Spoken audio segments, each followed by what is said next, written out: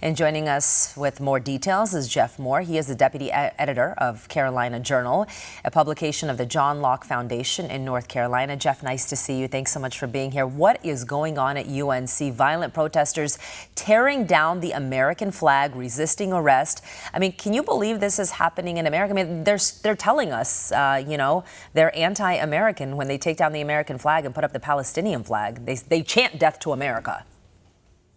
Yeah, it's really something else, and we've seen it bubbling up, of course, in the universities in the Northeast and across the country. UNC, Chapel Hill is our flagship state public university here in North Carolina, and you've got an activist scene.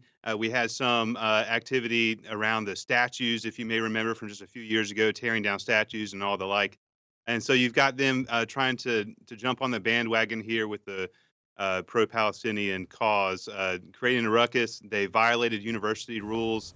They were given warning about removing tents and everything like that, and that area was swept earlier in the morning before these protests really started gaining steam in the quad later in the day. Of course, they took that flag down, but to the credit of the administration and the chancellor there at UNC, Lee Roberts, interim chancellor, I actually personally led a column of law enforcement back out to the flagpole to reattach the American flag and raise that flag in Chapel Hill where it should be. That was so beautiful to see. It was being spread online, and so many people are like, they were messaging me. They're like, I literally have tears. I mean, there should be no other flag there but the American flag. Kudos to the school's interim chancellor for getting involved, by the way. Does the university plan to take any additional action? Well, the UNC Board of Trustees is having an emergency meeting this afternoon.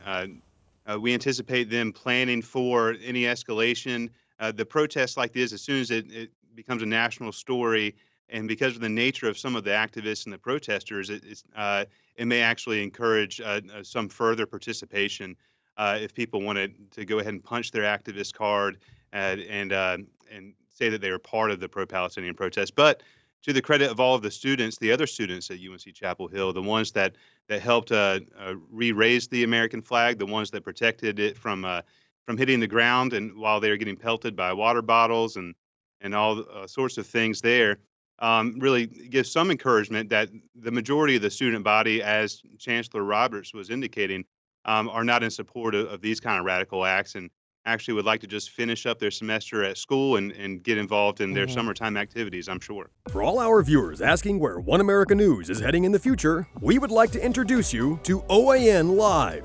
OAN Live is the best way to stay up to date on all of the hard-hitting, straight-shooting, national and international headlines. And the best part is, OAN Live is only $4.99 per month.